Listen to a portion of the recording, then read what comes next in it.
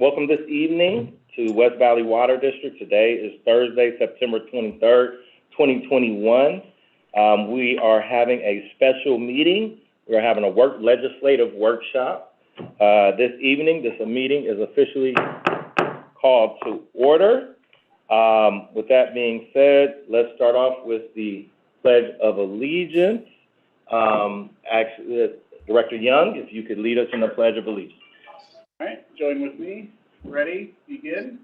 I pledge allegiance to the flag of the United States of America and to the republic for which it stands, one nation, under God, indivisible, with liberty and justice for all.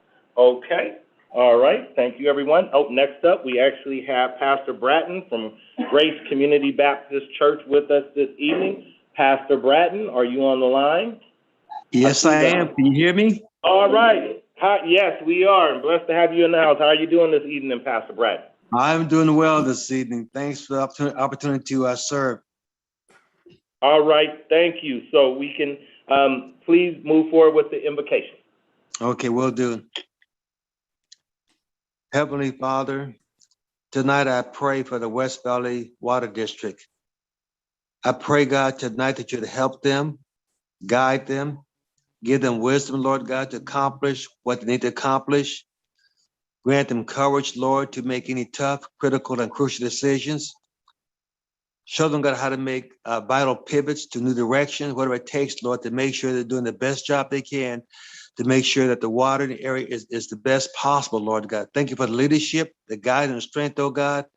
Tonight, Lord God, let your presence be known and felt as they serve our communities. I pray this in Jesus' name. Amen. Amen. Okay. All right. Thank you, everyone. Please have a seat. Secretary Ashe, can you conduct the roll call of the board members? Director Dr. Clifford Young. I don't think he's on. Right. Director Grace Young. Here. Director Dr. Michael Taylor. Present. Vice President Kyle Crowther. Not sure if he's on the line yet. And Okay. President Channing Hopkins. Here, present. Okay.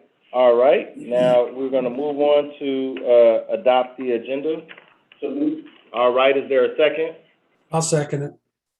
All right. It's been moved and properly seconded. Seeing no discussion, Secretary Ashe, call for the vote. Director Grace Young. Yes. Director Dr. Michael Taylor. Yes. And President Channing Hopkins. Yes. Okay.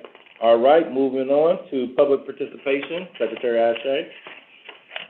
In an effort to prevent the spread of COVID-19 and in accordance with the governor's executive order and the order of the County of San Bernardino dated March 17, 2020, there will be no public location for attending this special board meeting in person. Any person wishing to speak to the board of directors on matters listed or not listed on the agenda within its jurisdiction is asked to email administration@wcwd.org, or you may join the meeting using Zoom. You may also call the following access code, which is 888-475-4499. Access code is 840-293-7790. Each speaker is limited to 3 minutes. Under the State of California Brown Act, the Board of Directors is prohibited from discussing or taking action on any item not listed on the posted agenda. All right. Thank you very much, Secretary Ashe. Do we have any emails? I have not received any emails. Okay. Is anyone on the line on Zoom who would like to make a comment? Going once, going twice, going 3 times. Okay. So public participation is now closed. This evening, we're having a board workshop for legislative platform to discuss potential grant funding opportunities for West Valley Water District projects. To give an overview of how tonight's meeting will be conducted, I will turn it over to our General Manager, Mr. Shamandra Ricky Mambahal, to give an overview for the board members as well as staff and the public.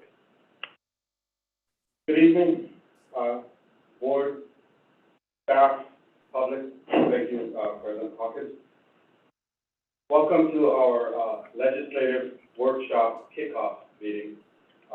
Tonight's meeting is designed to inform the board, public, of projects that, staff has identified that are pertinent to the water district and the infrastructure, to maintain quality drinking water and to provide good customer service to our ratepayers. We prepared a list of, about 20 or so projects that highlight the need.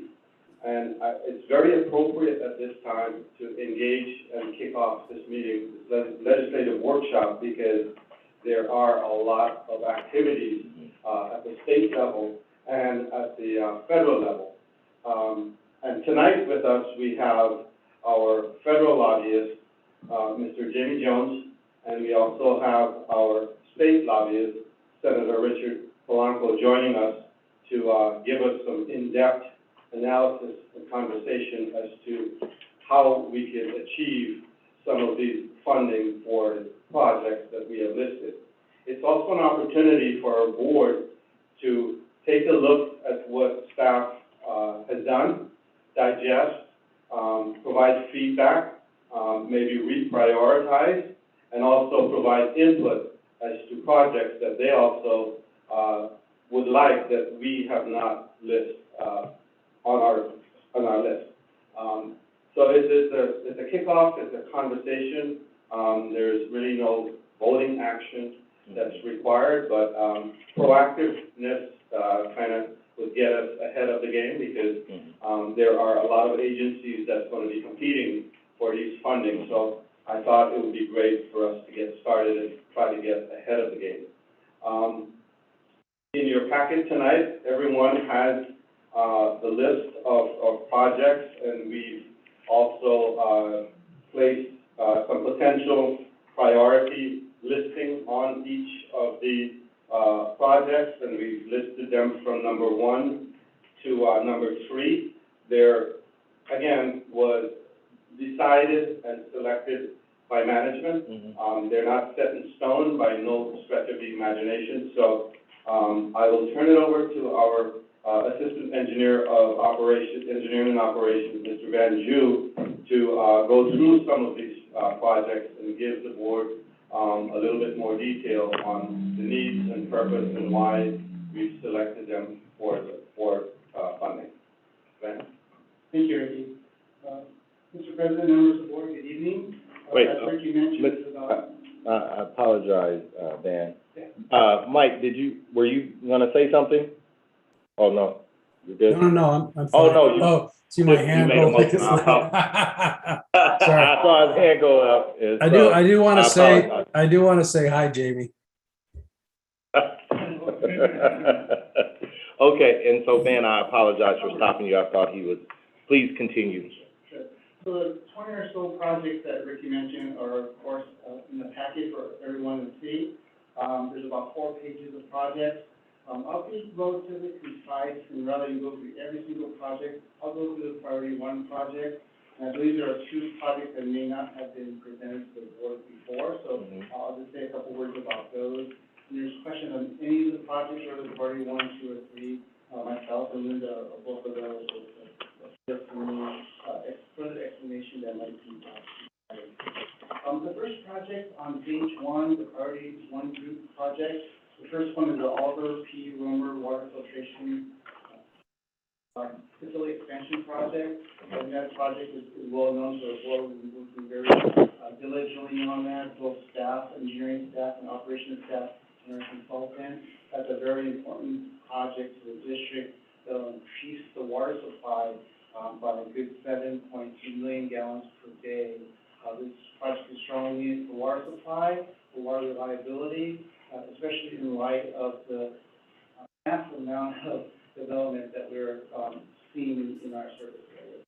Very important water supply, water reliability project, also an expansion project. Next one, SCADA upgrade. So, just to refresh the board's memory, what SCADA is, it stands for Supervisory Control and Data Acquisition. A lot of fancy words, but what it really means is computer automation. It allows our operators to see what's going on in our facilities remotely, from their computer, from at home, wherever they're at, even at the site, they can see what's going on system, and you can make changes without necessarily coming out in the middle of the night to make those changes. There are times that still do need to come out in person, but it does facilitate and improve our efficiency as an operations staff. We able to have SCADA and respond to SCADA. Our SCADA is pretty dated. We're also using a very proprietary system. The cost and level of service is probably not where we want to be at, so we should look at upgrading our SCADA. And even if we didn't change systems, every few years, the SCADA equipment does wear out, the software does get outdated, so it's continuously upgrading process, but the switch to a more efficient system will be very, very important going into the future. So upgrades is the second priority one project. The next project is the Bloomington Alleyway project. In total, there's 5 phases. Phase 4 is called Phase 3C, but it's actually Phase 5, actually, I'm sorry. Phase 3C is actually could also be called Phase 5, there's Phase 1, 2, 3A, 3B, and 3C, there you go, right? We could just name it 1, 2, 3, 4. Right, too easy, too easy. But anyways, I think the board is aware of this project already because we have done some work. The board is also aware that our local representative, Norma Torres, is lobbying to help with those projects in the Bloomington area, a disadvantaged community. These projects are very, very important. The pipelines built in that area were built many, many, many years ago. They're very dated. They're in a location in the alleyway which our staff aren't able to properly service. Being able to update those water mains, put new water mains in, put them in the front of the street, and take them away from the alley, is really going to help our ability to serve that community, the customers there. It's also going to greatly increase fire flow. We don't have enough fire hydrants in that area, so we'll be addressing that as well. Very important project, just to give them basic water service. Phase 3C is Phase 5. The next project is an emergency generator for the Oliver P. Romer treatment plant. So we're building this treatment plant, this multi-million-dollar treatment plant, and hopefully there's never an emergency where we need an emergency generator. But if power goes down, we still need to keep the pipes wet.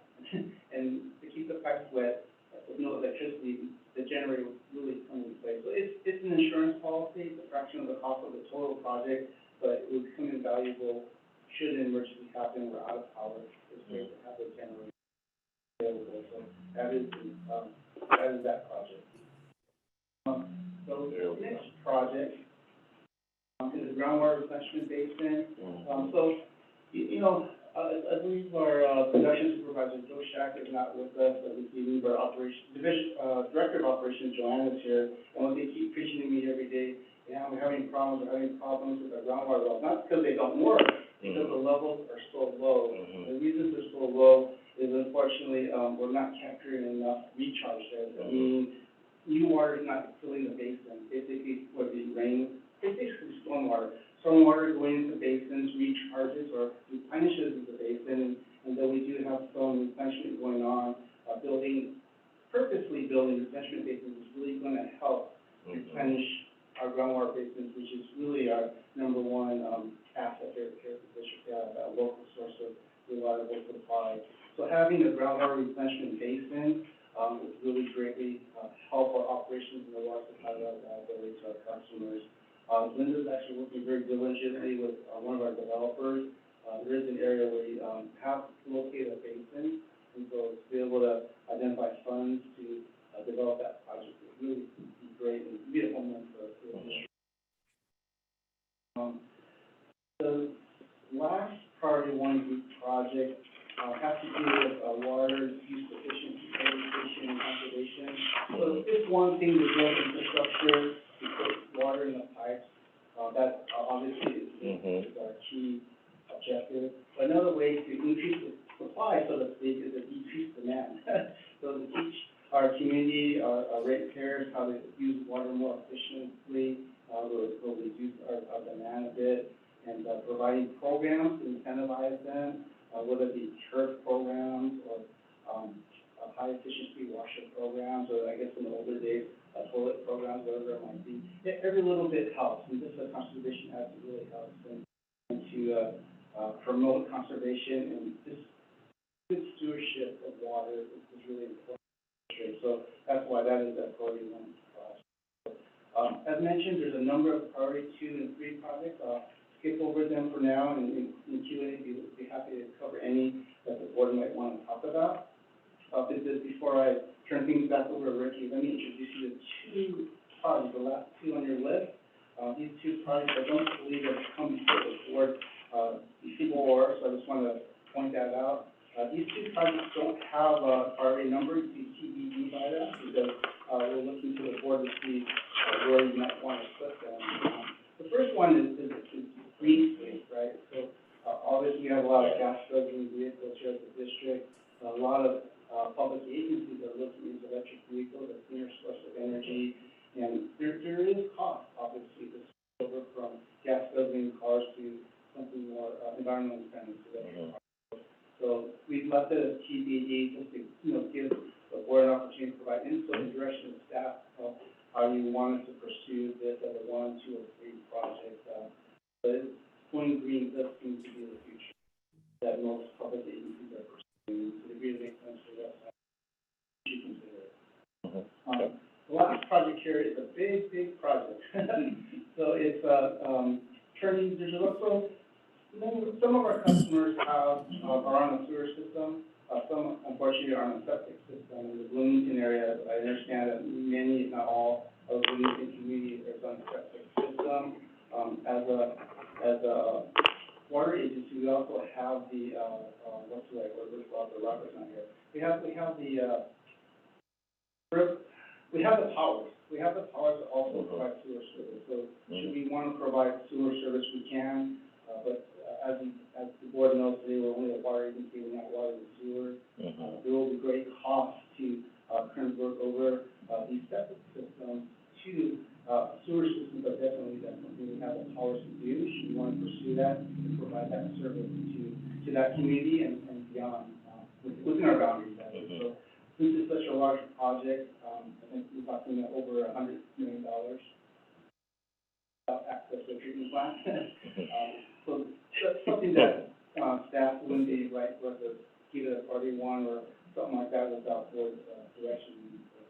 So anyway, those 2 projects, want to introduce them. Again, priority 1 projects are, in staff's opinion, very important to the district. And there's a number of priority 2 and 3 projects that are important, even though they're lower in number, but they are important projects. And I would be happy to take any questions the board might have on any of the projects, mentioned or not mentioned.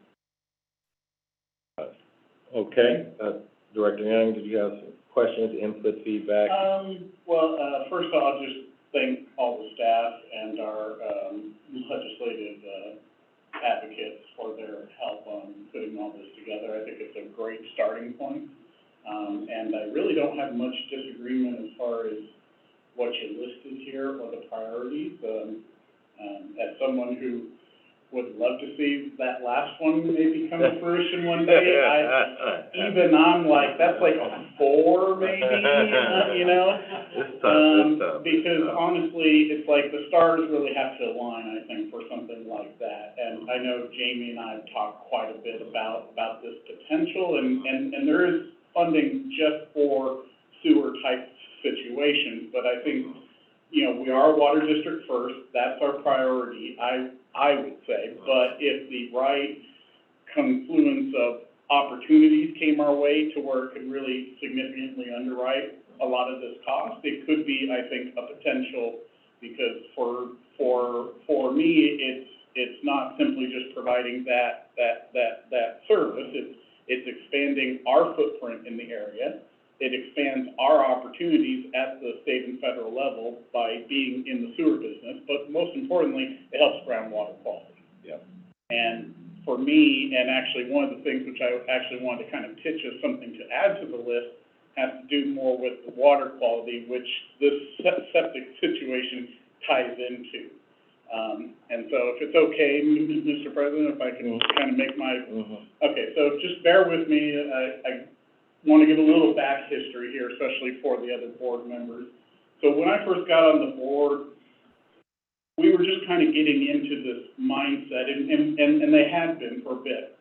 Because if you really look back, probably now 15, 20 years ago, the district was very undiverse when it came to water as far as where we got our water. Most of our water came from Rialto Colton Basin. Now, then the Purport situation happened, you know, there towards the end of the 90s, and they were forced to have to go outside of that. You know, mainly we kind of went more towards the Bunker Hill Basin. Now, it's a great basin for us, you know, and we've done a lot there. Now, one thing which, you know, as I kind of digested this list, as you said, Van, and kind of thought about it, one thing kept popping to the top of my mind is that, you know, I would love to see us really diversify our portfolio even more. And it's something I've been talking about at the engineering committee since I've been here. And I think we've had some success and we've had some pullbacks, maybe is the best way to put it, because I think we had ideas and then the ideas just never quite got anywhere. Or our situation seemed good and then the next day we're down a couple wells and next thing you know, we're like teetering on the edge. And most of our southern service area, which includes most of Bloomington, Colton, southern Fontana, is groundwater dependent. You know, most of our northern part is a mixture, you know, between Romer and groundwater, but the southern section is pretty much all groundwater. I mean, occasionally we get water from the baseline feeder and sometimes from the FBR, but mostly it's groundwater wells. And to my knowledge, and correct me if I'm wrong, but I think we're down to basically 2 production wells on the south side now. We have well 41, and I think it's the 18, or is it 21? I can't remember the other one. Actually, 41's down. Okay, well, The Florida approved a repair project for that last week, so thank you for that. well, but it kind of gets to my point that we're servicing most of that southern area with just 2 wells right now.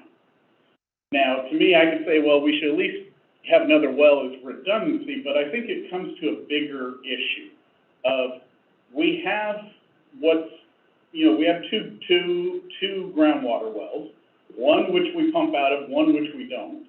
We have the Chino Basin, which we have a very small water right in, and we've had plans since the day I was here to try to rehab well 39, and that kind of went by the wayside several years ago. I don't know if that's a project, again, if we're shooting for the moon, if that's a project worth reconsidering, because it would be nice to, again, diversify our portfolio by finally being able to use our Chino right, even though it is a very small right. But to me, the one which kind of hit me last night as I was kind of thinking about all this is the North Riverside Basin. Right now, we're taking a little bit out of the North Riverside, but it's kind of on the edges of the basin because most of the basin is too contaminated with nitrates. Now, again, if we're shooting for the moon, and, you know, maybe instead of just trying to pitch it as, oh, well, we just need wellhead treatment, or we just need to drill another well, well, let's think as legislators sometimes do, you want it big and sexy, you want to sell it. Well, to me, what if you sell it as, we at West Valley want to take a forward-thinking action of trying to rehab this groundwater basin as a whole? You know, that now most of the North Riverside Basin's in Riverside, but we have this section at the north, which is kind of running up to the Harupa Hills, and it all pools up there, which is why we have so much contamination there from 100 years of agricultural use. But maybe, and again, just throwing this out there to staff, if we come up with a couple different projects as a package that West Valley wants to take a proactive position of cleaning up contaminated groundwater basins. And particularly, one of the things which I like about the North Riverside, besides the fact that I live there, so don't get me wrong, is this.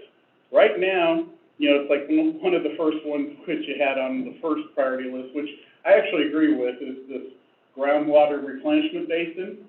Well, that's in the north, or in the Rialto Colton Basin, correct? Yeah. Lido Creek, okay. Well, either way, if we put water in a basin there, sure, it does benefit us, but it also benefits a lot of other people too. And I can remember, and President Hawkins, I'm not sure if you ever got to go to where they divert the water from Romer when it rains on your tour of the district. So basically, there's a couple like ponds out there. Yeah. Well, you could pick up a rock from those ponds and hit one of two Fontana wells. Mhm. Now, I can't blame them for putting the wells right next to where we divert our runoff water from, but it's very smart on their point. But here's the kicker. The North Riverside Basin, the particular section we have down there, we're pretty much the only game in town down there. I mean, you do have Rialto, but Rialto doesn't have as much of a demand on their southern section because it's all industrial. Plus, they actually have more water because of the treatment plant, which they're still trying to figure out what to do with, and I guess the latest plan is to build a lake for people to come visit in the middle of an industrial area, which doesn't make sense to me, but hey, it's Rialto. No offense, but I'm just saying, but to me, it's like, right now, if you could position this district, and again, this is a big picture kind of idea, where at some point in the future, whether it's through groundwater mitigation as far as wellhead treatment, or some kind of a system like an FBR type system where you treat the water and then put it back in the ground, if you can get this groundwater basin rehab to where we could actually use it, we're probably the only ones who would really benefit from it. I mean, it's not like Rialto and Fontana are gonna go all the way down to Bloomington to drill a well and then pump it all the way back uphill, because that just costs a fortune.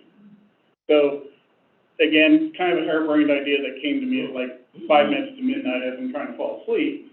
But again, if we're looking for big ideas, why not try to say, look, help us clean up a groundwater basin that's pretty much unusable. I mean, really, for the most part, it's unusable. We're like right on the edges, and all of those keep going down because we're right on the edge of the NCL limit. So why not try to take a proactive stance and say, this is one of our biggest untapped resources. And unlike Bunker Hill, where for every bit of water we take, we have to give some back for recharge, there's no provisions like that for North Riverside. So right now, we would be able to take as much as we want. Now, in 10, 20, 30 years, maybe that would be different. Maybe there would be recharge requirements down the road, but for right now, you basically have a groundwater basin with water, but no one can really use it. And we're the main ones sitting on top of it.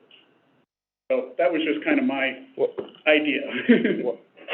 Yeah. You know, I don't have the technical expertise to respond, but from my layman's understanding, it doesn't, at minimum, it sounds like something we could,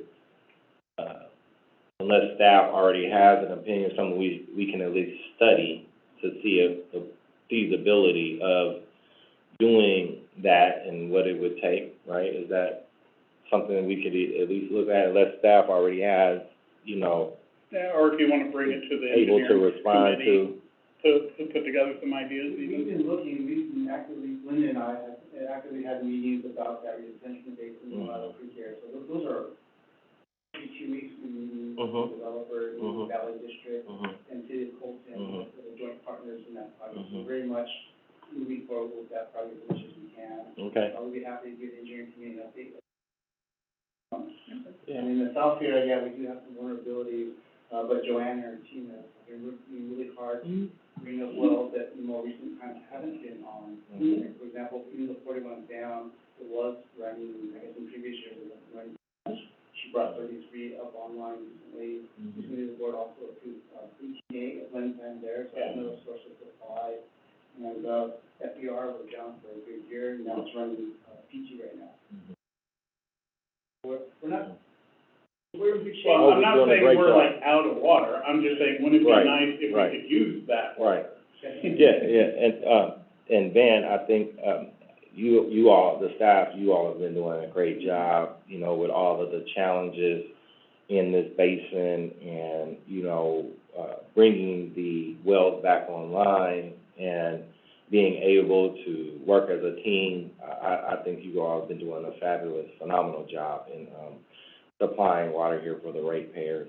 Now, I just, you know, and I mean, after the presentation that Director Young put together, you know, like I said, if there could be some kind of formal study or staff report regarding the, you know, options and feasibility presented at a later time, that would be really good. And Yeah, regarding that. And then, Dr. Taylor, did you have anything you wanted to add regarding the list project? No, I think it's a great list. So It was a good list. there's nothing more to add to it. Yeah, with that being said, I'd like, there's just a few things I wanted to add to the list, or consider, not really add. I know with the Romer project, the big thing I have is that there's been an excellent job with the, design, and at least up until this point with the project being managed. Aesthetically with the project, and that I know we're going in the ground, over there, you know, what enhancements can we have regarding the aesthetics? And maybe because I drove by, they should have never took me to Santa Margarita. And I drove by and I saw the walls and the plants, and, you know, and I don't, and I, you know, I know, you know, the priority is obviously the pipes, right? But, you know, to enhance the aesthetics and the look and really demonstrate the, local foliage, or to make our community, because when I drive by, I mean, you have on the northern side of that street, on the northern side of the street is, you know, rocks, rock quarry, it's, you know, really cool, or, I mean, you know, it's not the most aesthetic, I mean, it's nothing negative, but, you know, it's a rock quarry. And then on the, southern side of the street of Riverside, you know, you go and even for the existing Romer plant, not just the expansion, like to enhance that full footprint right there. What is that? Is that Linden? Is it Linden? Yes. Yes, like the whole, like from where it starts to where it's gonna wrap around, you know, how do we enhance Part of it? the Roman project, and GHC, we have a landscape architect who looked at that, Okay, on Riverside between Linden and I think- Cedar. I think you're like,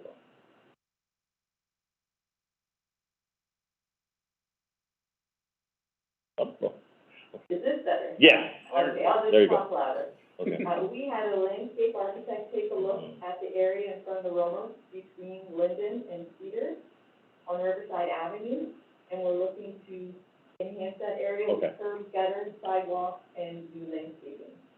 wow, curb, gutter, sidewalk too, but is that county? It's in the city of Rialto. Okay. Okay, And Okay. we've had a brief meeting with the city of Rialto to let them know that that's what we're looking at, mhm. and we have a 30% design for that. 30% design, and so that's a part of the package. Excellent. There we go. Excellent. I'm glad that you are already there. It's, you know, we don't get a lot of opportunities, and it would definitely enhance our community. Thank you very much for your foresight. And we're also looking at some landscaping along Cedar Mhm. for that area. Absolutely. Thank you. That is excellent. Okay, all right. So, great job, staff. Have one other consideration. I personally, like the Bloomington project for the septic to sewer. I know, I see that number, I see 9 digits. You know, it's tough to consider and think about, you know, and all of the players that have to be involved, right? The city, San Bernardino Municipal, Valley Water.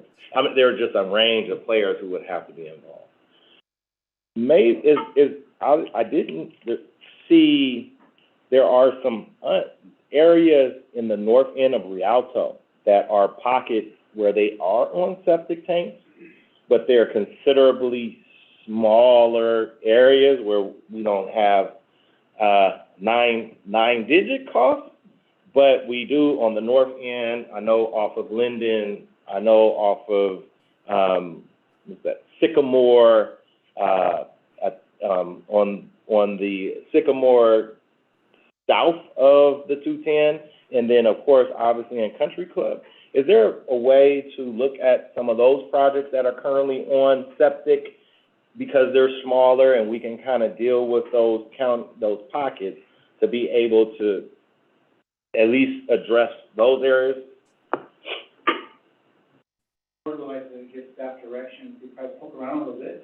Yes. Talk to the city of Rialto, see where their sewer system might be, thereby getting an idea where the septic areas might be at, and, if for a more in-depth study, like we did for the Bloomington area, we did hire consultants, possibly that's the next step, is want to go get a little more detail in that way. I think there are 3 players involved that have to be involved in that. There's us, of course, the city of Rialto, and the county. And so what I understand, and I assume, Senator Polanco and Jamie has told us, everybody likes collaborative projects. And those are the 3 entities that have an interest in it. And I know that, at least in my conversations with the city of Rialto and some of their leadership before, they have a myriad of ideas, but I know that is one of them that they would consider.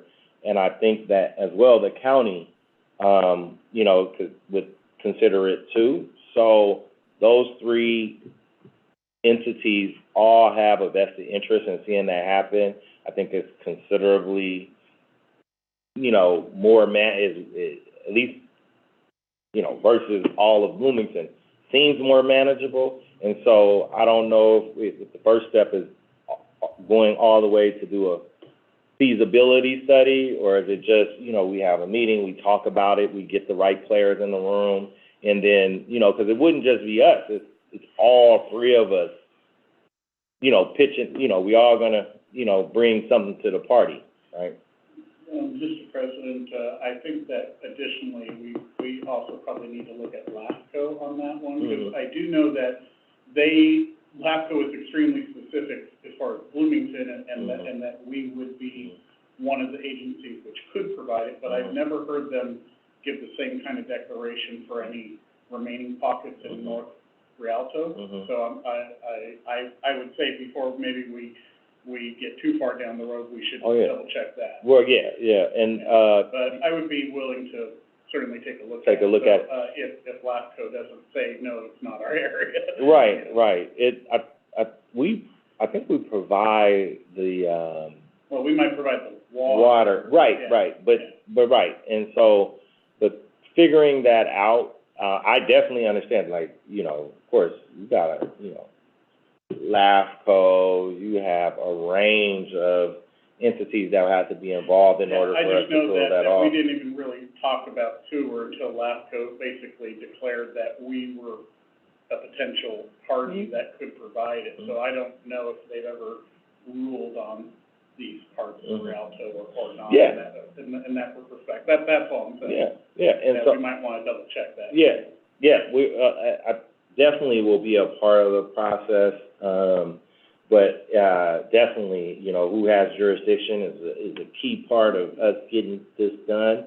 But at least giving staff some direction to engage the county, whether that's, at the CEO level and the city manager at the city of Rialto, and having a conversation to see what we can do.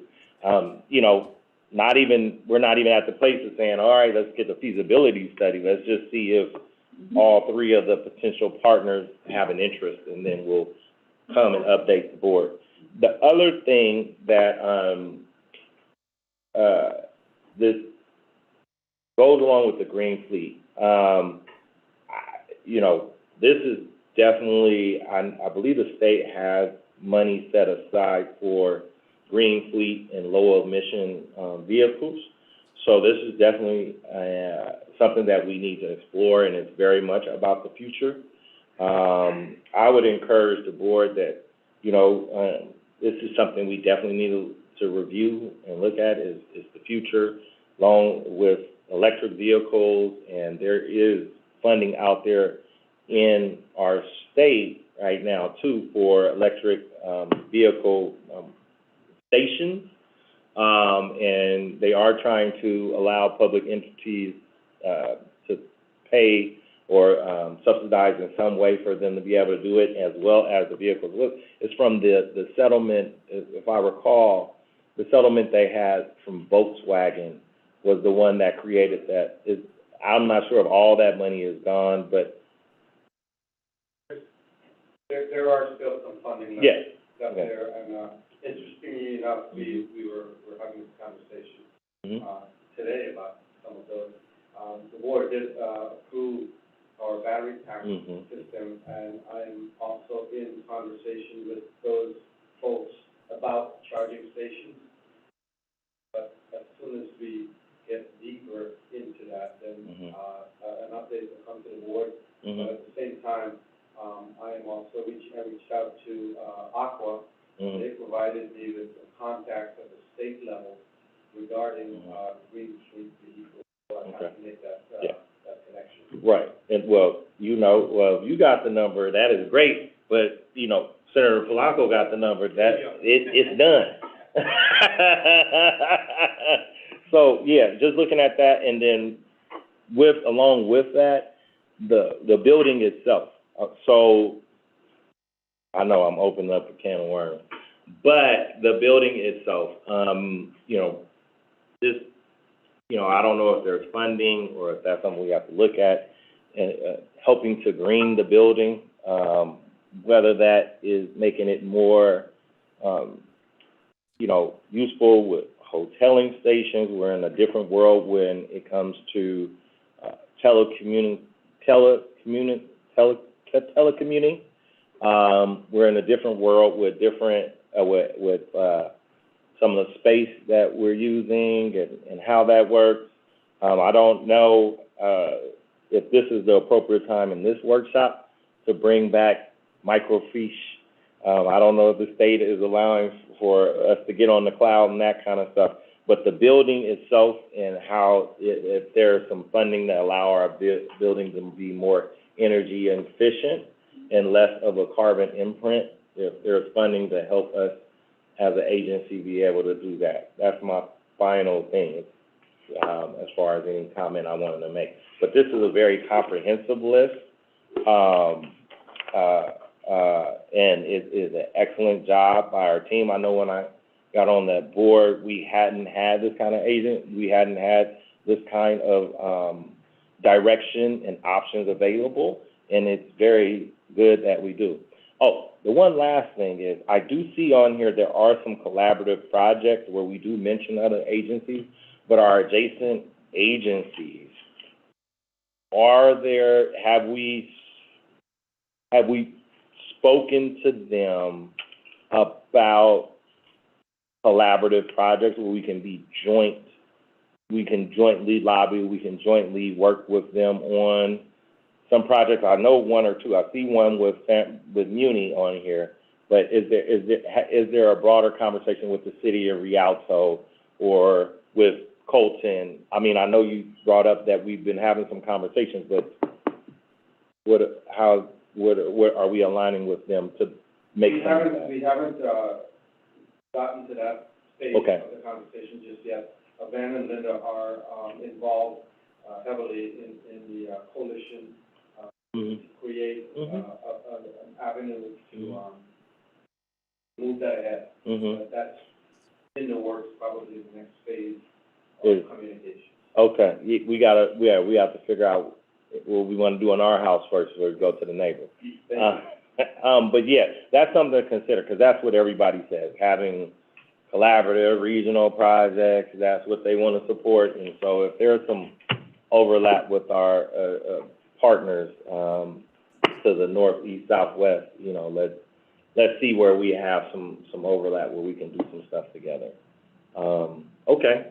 All right, well, that's excellent. Thank you all for this. We look forward to getting your, whether it's an update or some memoranda or something later. We look forward to it. Now, in order to add to the mix, we have both our federal and state lobbyists here with us this evening.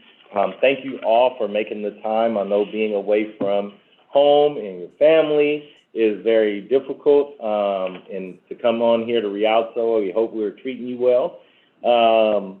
And so with that being said, I guess we can deal with our state then federal, or federal state. You guys flip a coin. What are we gonna do, Ricky?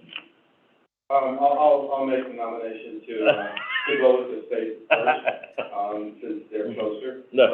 But, before Senator Blanco, comes up, I just wanted to, express my appreciation to the board for their input. I think this is very, very helpful. And I want to say thank you again to both of the representatives to make their way down here. And lastly, staff.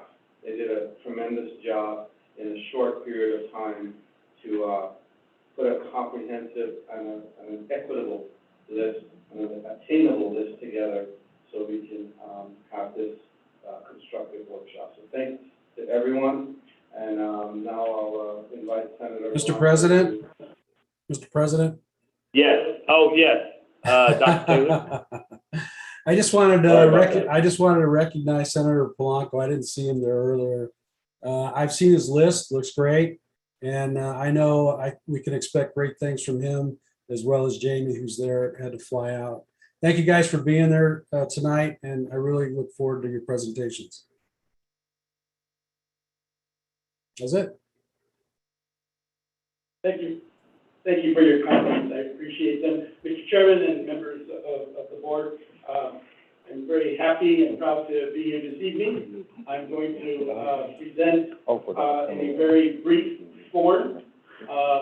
Subsequent, I would ask to this particular presentation, we meet with staff to really discuss in more detail the AB 1500, which is the bond bill that has a list that is it's a $7 billion package. This is a 2-year bill. It will be brought up upon the return of the legislature. The provisions in there obviously will allow, assuming the voters approve it, in June, when it's scheduled to be heard, it will allow for input in the furtherance of those goals and objectives outlined in the bond. Why do I say that? It's because this particular bond has already developed a lot of very targeted, designated projects. That is not to say that the West Valley District is out of the ballpark. To the contrary, the fact that you have representation at the state and legislative level at the Assembly Yard with two phenomenal, three really, with Senator Ross, Senator Leyva, and I believe Assemblywoman, now Assembly Majority Leader, Eloise Reyes. And so let me begin very quickly. Again, on the first page, AB 1500 is the Safe Drinking Water Wild Prevention, Drought Preparation, Flood Protection, Extreme Heat Mitigation, and Workforce Development Bond. Mr. Chairman, an issue that you had raised. Yep. So, Yep. but again, I don't want to get into the details specifically. I'd like to come back, sit down with staff, and then at the appropriate time, bring it back to the board. And we will have time between now and December to begin to look at that. I really would like to go to the budget, because the budget is another vehicle that has a spending plan of about $262 billion, of which $196 billion is from general fund, and the total general fund reserves equally in a record of $25.2 billion for water. The following budget highlights these particular items. Again, this is separate from the bond that is being that will be brought up in January. There is about $727.7 million to meet the current anticipated future water supply needs. So this relates to the immediate drought. I don't know, Mr. Chairman, if you want me to just highlight and then not go into detail. No, I just, You do have the reports in front of you. just highlighting is enough. This is very comprehensive. Thank you for this. Yeah. I do want to note that Mhm. in this particular, Mhm. bucket, for lack of a better term, water data infrastructure, Mhm. may begin to address the issue that you were looking to with regards to cyber. Yes. We're looking to see how that can engage, and we can engage in that particular area. Okay. The next item is the drinking water, wastewater, and water supply reliability. In the budget there's a 1.4 billion over 5 years to expand and protect water supply by protecting drinking water and wastewater infrastructure, supporting local water recycling and groundwater Okay. supply projects. I think that's another potential bucket that we Yep. can explore. Third, bucket is the flood management, 365.2 million, from various fund sources across 4 years to leverage 1.8 billion in federal funds for the American River Common Features Flood Control Project. Again, this is really for the up north, Delta, Mhm. discussions. The restoration, the next bucket, the restoration of the natural areas and ecosystems, 236.4 billion, from again various sources, to support multi-benefit ecosystem and watershed protection and restoration projects. That includes fish wildlife studies up in the northern part of the state. And the last bucket is water, groundwater sustainability and water conveyance, 200 million general fund to support major canal damage by subsidence to facilitate movement of water across and within regions, and sustainable groundwater management act implemented through groundwater projects and the state water efficiency and enhancement. Again, I do want to share with you that a missing piece of the report, which I think is very important, isn't related to water, but is related to broadband infrastructure. Yep. There's $7 billion available for broadband infrastructure. That bill has basically, the money is there. It is going to be there between now and 2035. There are 4 buckets. One is for infrastructure. Entities like water districts or municipalities or counties are going to dig open ground to do fiber. These are funds that are going to be made available for those kinds of projects. You have a very active regional consortium in this region that has been engaged in this subject matter. The other bucket has to do with public housing, making sure that homes, low-income homes that are government subsidized are able to get hooked up into high-speed internet, with another bucket to ensure that those plans are affordable. This is an incredible opportunity, I think, not just for this water district, but for districts, any entity that the state government has pretty much created, to look at and advance the technology, possibly even including the cyber issue that you raised. And so I want to leave you with that. I do want to say that the bond issue is 8 buckets, a lot of money, and I don't want to take the time to go through those 8 buckets, but I will take the time to come with staff, present it, and formulate the kind of strategy that you all will get an opportunity to review and approve. With that, I'll terminate my presentation. All right. Did you have any questions or anything? No, just thank you, Senator, for Okay. being here. Appreciate it. Now, I did a few things. First of all, just thank you, Senator Polanco, for giving us some guideposts. I know we have a very big list, right? And I don't have to tell you, you know it better than me. You know, we have our list, and then there's the list of things that the state is funding. right? And sometimes you have, everybody knows we have to reprioritize based on where the funding is. And I look forward to some level of analysis of you meeting with our, with our staff to see where those natural overlaps to ensure that we're, we got our priorities, but the state has theirs, and we want to make sure they're aligned. I also appreciate you with the foresight regarding broadband.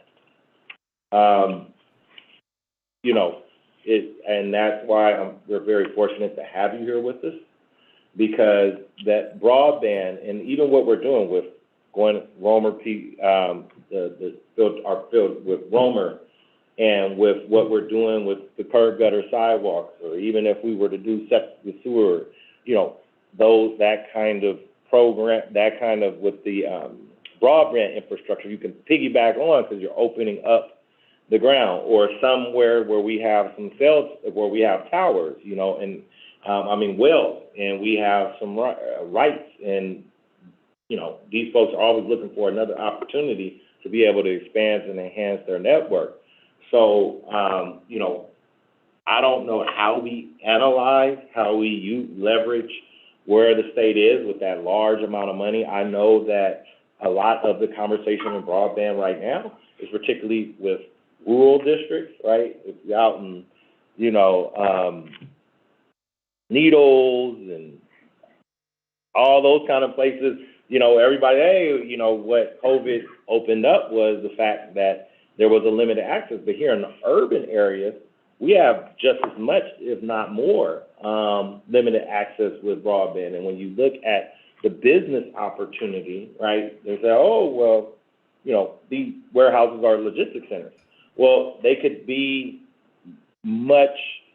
they can have a higher use if the broadband network could support other uses for those business centers. In some of the ways that it can be used. But bringing it back to what we do here, we are going to make some infrastructure investments and enhancements. How do we align those, what we're doing with our current set of assets? How do we leverage that use? That is definitely something I want to explore with you. I think we before, at least in the time I've been here, I know about your great relationship with our Senator Leyva and with Majority Leader Reyes Gomez. We'd like to be able to make sure that we, I think, we bring them here to our facility. We haven't seen them in a good while. We'd like to see them or get in at least some meetings. At least Dr. Young isn't here, but at least get some opportunity to be able to speak to their staff to kind of see how we align. Because sometimes they're doing they're doing projects, they're doing priorities. We have projects, and guess what? We both want the same thing, just haven't talked to each other. So, putting together some kind of session and opportunity for, the board and all of us to kind of discuss our priorities and see where we can make sure we align. And then, finally, with, like Ricky was saying, with Aqua and with these, CSDA, with those two entities, it's Aqua is still California too, but they have the national Aqua. With those two entities, Aqua and with CSDA or SDLF, aligning with their legislative liaisons and programs to be able to do that. So especially as we come into, next year, we'd like to have them more involved and start receiving, knowing that we're corresponding with them. Because, one of the big things, like this last year, when they had ARPA, right, special districts were left out of it. And that, and rightly so, ARPA was like, hey, we all need to advocate giving up a few $trillion, and none of the special districts have access. So, being able to do those few things. So, learning more about how we can piggyback with that broadband, what can we do to enhance and leverage it. We love to have a meeting or relationship with our state representative. I think, we have, Rocio Ball cuts in a little bit up there in, Rosina Ranch, I think, in Ramos. No? Ramos, like just a fingerprint, and Rocio Ball cuts on over, I think at that top Well, part. but Ramos has a little bit of like a creek, but that's Yeah. gonna probably change with the redistricting. Well, right, but at least where we are now, but Right now, he Ramos, has a little bit of, yeah, and I wanna say Rocio Ball, you sure? yeah. Yeah, no, that's actually in, She's in Rancho, but it's like it's like a snaking over. yeah, but we don't have Rancho in there. No, I mean, she's in Rancho and she's in, but she comes over this back end, right here with this unincorporated, Lido Creek, all that. I mean, just at least check to see. I don't know if she comes over here, but I think Ramos at least does. So, anything we can do to make sure that we are in communication, that they come, if their staff, them or themselves, their staff can get a tour, and, that we deal with Aqua and, CSDA would really be great. And we get an update on how that progress is going, for in the next. And I believe the Assemblywoman hosted a water, roundtable here at the district one time. Yeah, see, Myself and I believe, Vice President Crowther attended, Mhm. I think that was. we would, yeah. Ideally, Mr. Chairman, Mhm. is to invite them, Mm-hmm. when they are here, that we have put together our priority and identified some Mhm. potential sources, and make it a real opportunity, to present, Mm-hmm. the needs of the district. Mm-hmm. They can then, Mm-hmm. they will normally assign a staffer. Mm-hmm. We could ask for, orientation, being provided, by some of the state entities, as to what the process is, how it's working, not to say that the staff doesn't. Oh, yeah.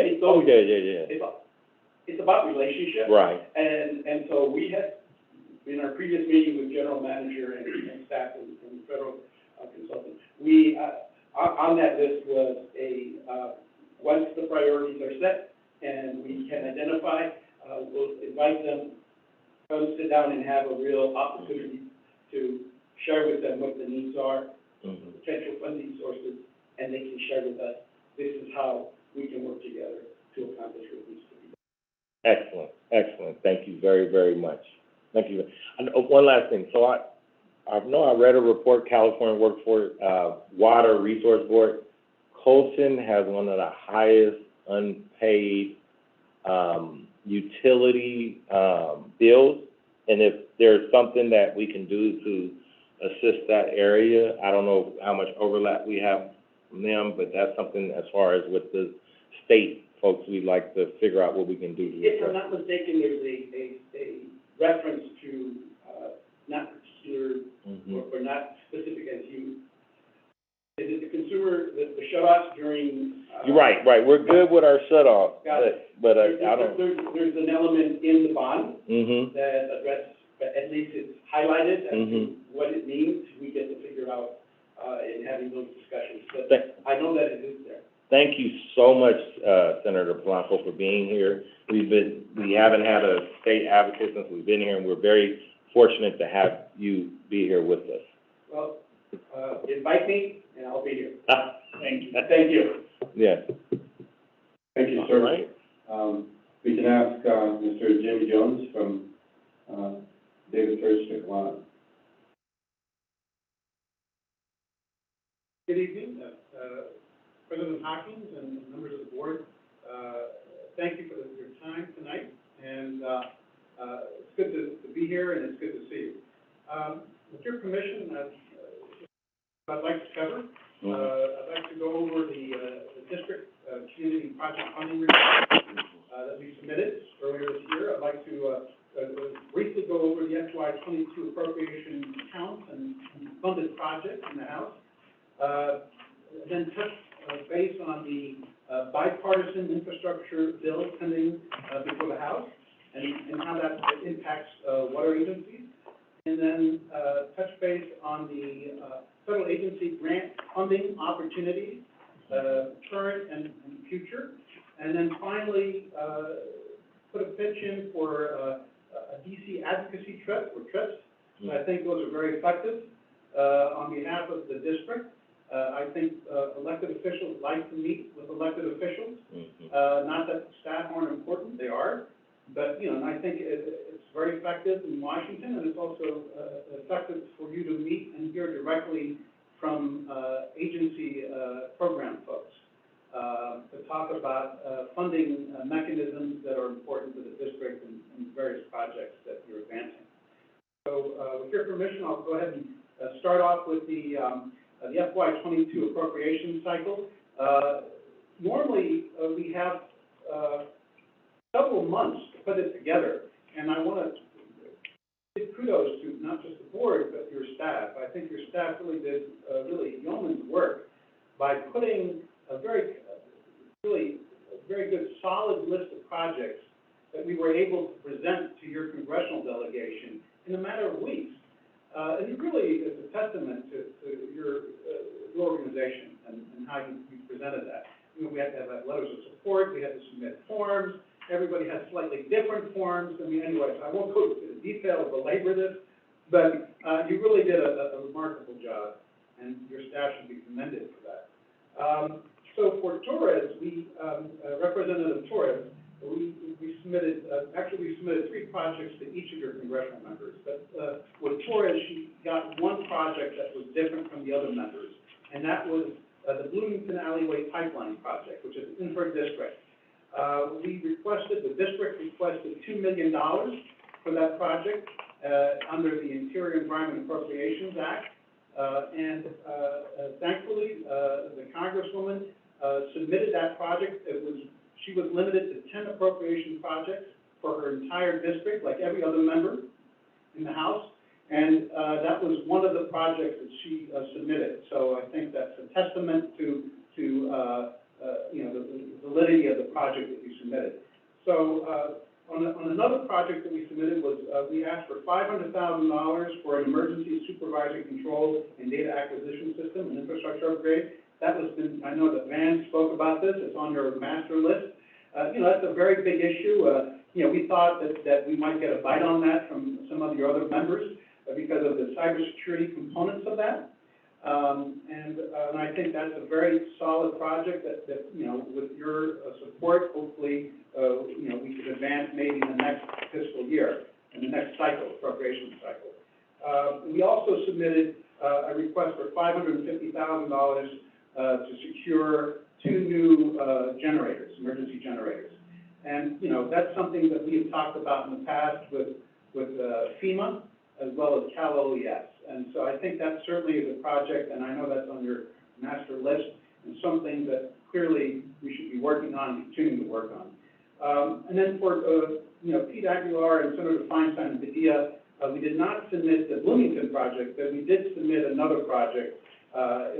We asked for $600,000 for the new well in North Montana. And we didn't get a bite on that. Doesn't mean it's not a good project, but it just means that, you know, we have to sort of, you know, maybe repackage it. And I think one of the things we can do, given that we have a little bit more time in this cycle, is that we begin to introduce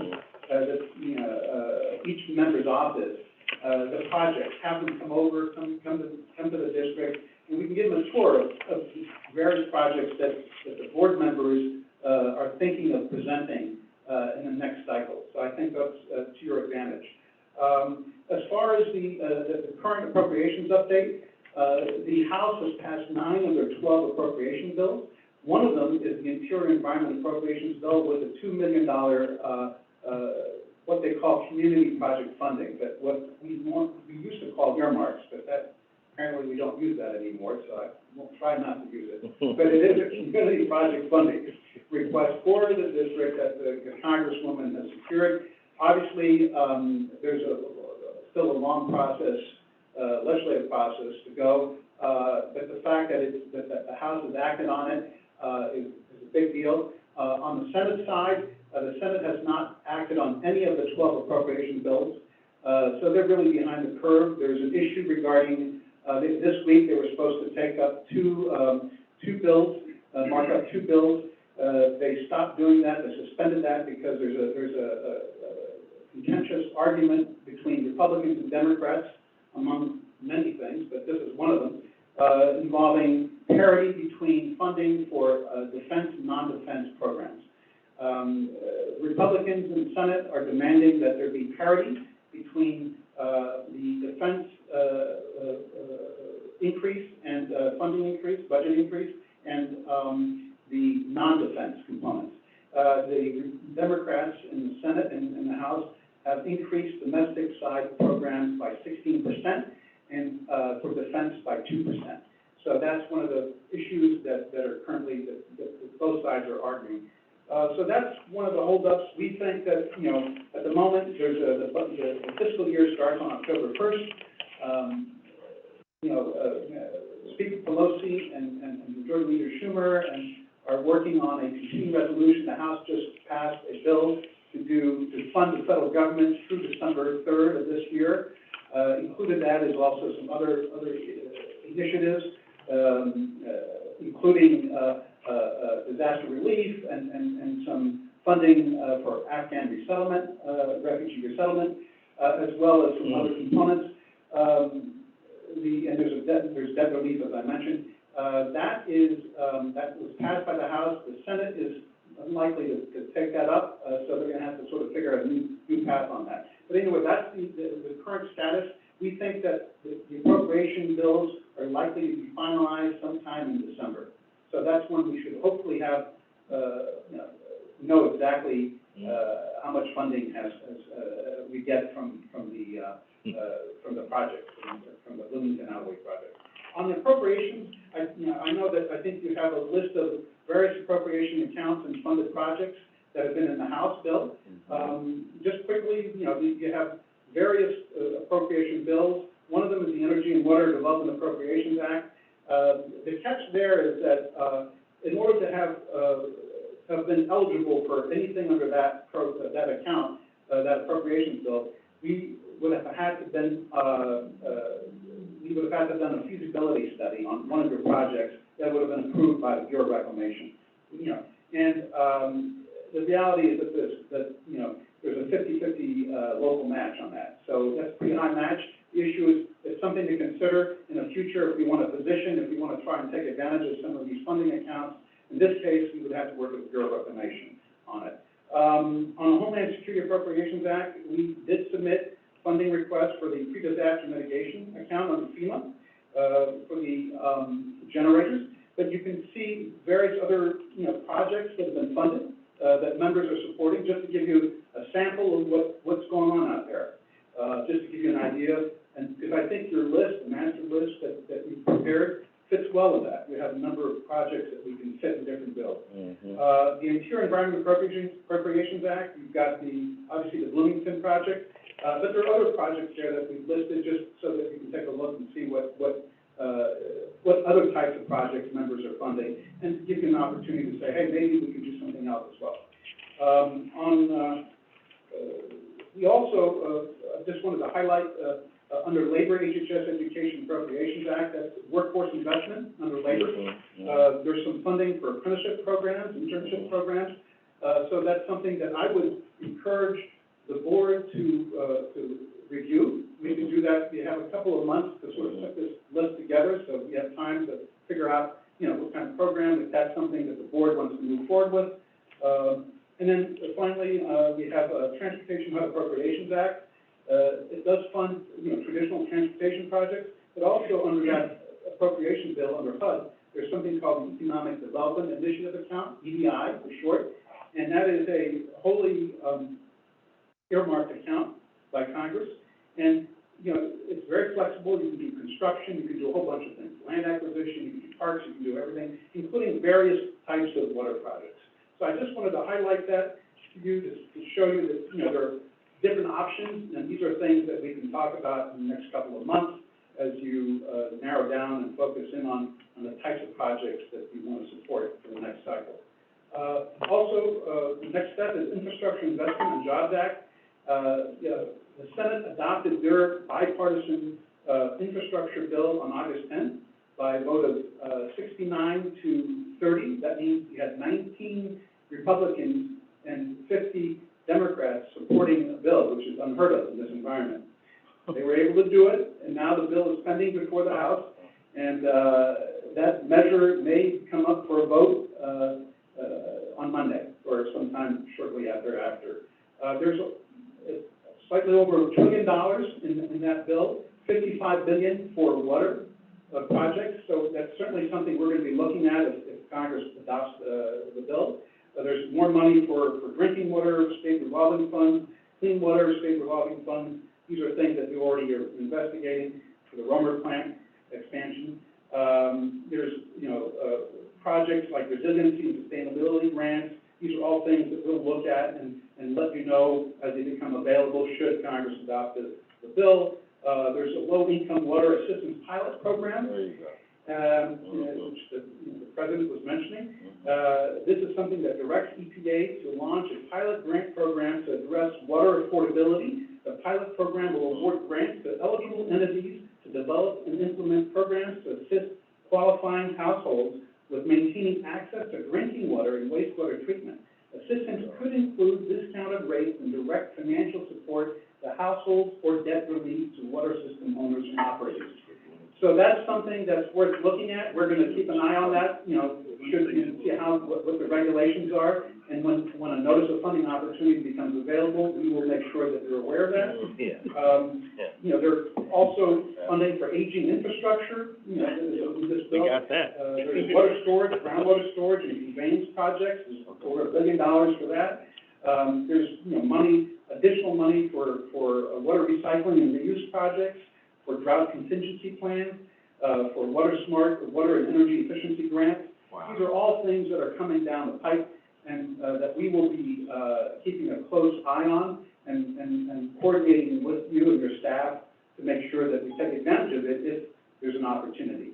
The last thing we want to do, we don't encourage you to apply to everything. I think you have to be very selective in what you want to apply for and make sure that you understand what the local match is. And it makes sense because, as you know, with federal money, there's always there's strings attached. You have to report, and so we want to make it worthwhile. And then finally, on some of the federal agencies, obviously you have the appropriation bills that are going through on their normal channels, and then you have this massive bipartisan infrastructure bill.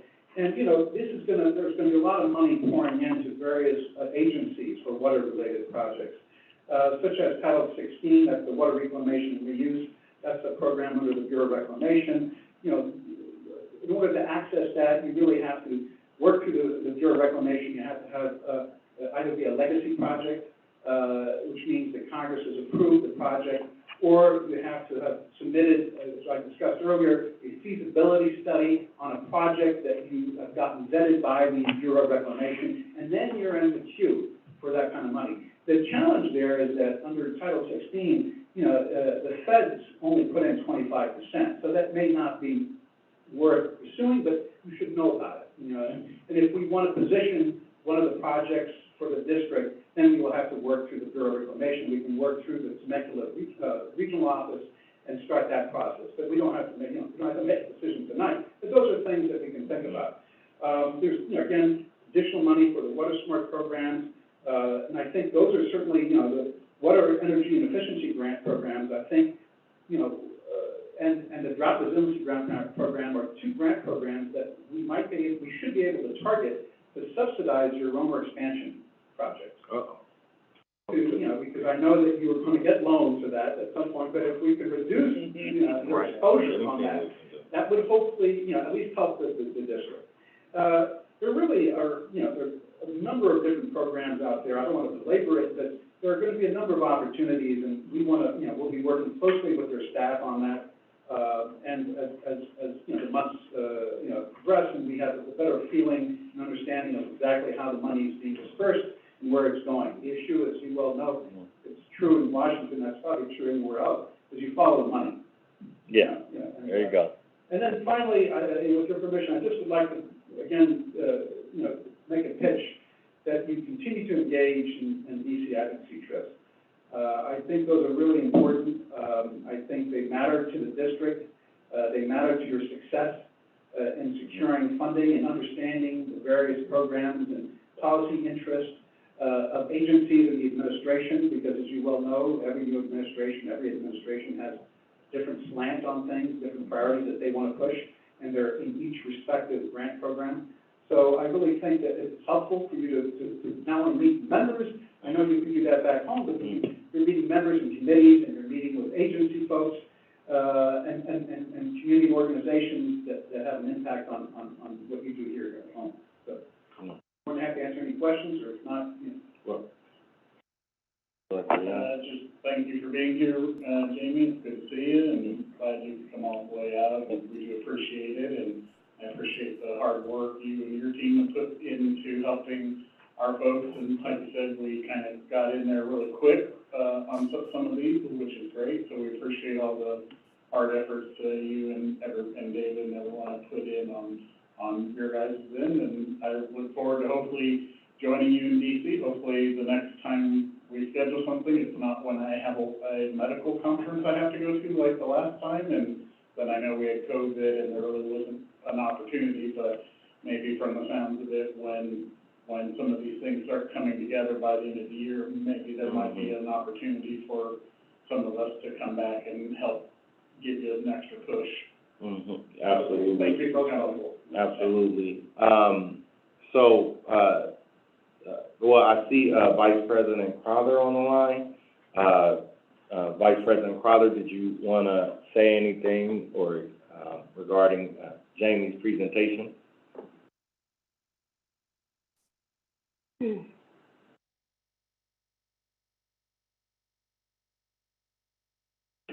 Well, I could, Kyle, you're on mute. well, no, well, you know, well, he's on mute, but, Dr. Taylor? I'm sure he's saying good things, though.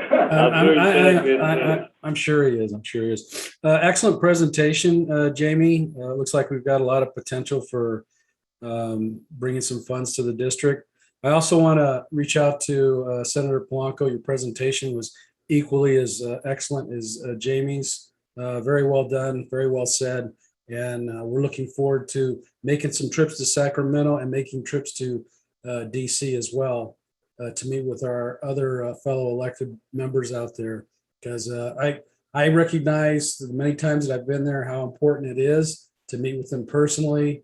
It's a lot different than, you know, going through other entities, but when they get to see you, it makes a big difference in terms of their push, or let's say their energy towards pushing to get these things done for us. So thanks again, guys. Great presentation, and look forward to seeing you in your different areas working.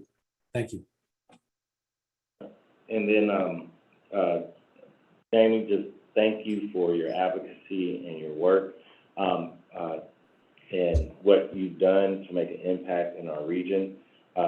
Just a few things I want to say is, one, I hope, you know, we get it together in DC. I think the bill in the U.S. Senate that was passed, the bipartisan bill, is a good bill. I know it doesn't, there's a lot of people who, it doesn't fix every problem, or present a solution for every single thing across the board, but it does provide an enhancement and investment in infrastructure. And I think anybody from either side understands that that's what we need to do. It'll create job opportunities. It'll uplift all tides, particularly for this community and a lot of communities, rural and urban. And so I hope that everyone can stick together to at least vote for that Senate version. I know there's, you know, still a good fight going on with a different version of the bill, and if, you know, if that can get passed, so be it. But at minimum, I know the votes are there for the Senate district. So hopefully you can go back to DC and tell everybody to do the right thing, make sure we get a bill by the end of this, get a vote by the end of this year. The other thing is, in regard to getting back to DC, we definitely need to, I don't know if by, you know, we're getting to the last quarter of this year, you know, whether we need to look at getting there by the end of this year, and how helpful that would be. I don't know, but if you could, at minimum, you know, talk, you know, do your research, kind of see where things are, and if it is something that is helpful, let the general manager know, and then we'll go make, appropriate, steps. I know for a minimum next year for the, hopefully Aqua will be in person. It's not as fun to lobby all day online, but, we have that. And then I think there's another one with the special districts. They're creating a national organization, or have just done it. They're in process. They're in process. So, you know, whatever we can do to help that entity, I'm very interested in finding out what we can do with these special districts.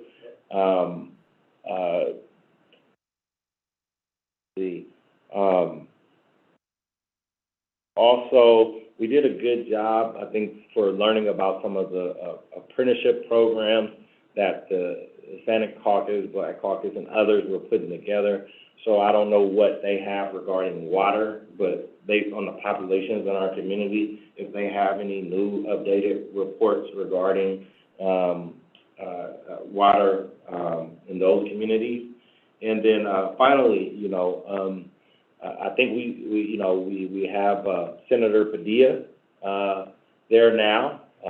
He has been an excellent, he was great every step of the way, whether it was on the city council, city, and as representative on the state level, as well as Secretary of State.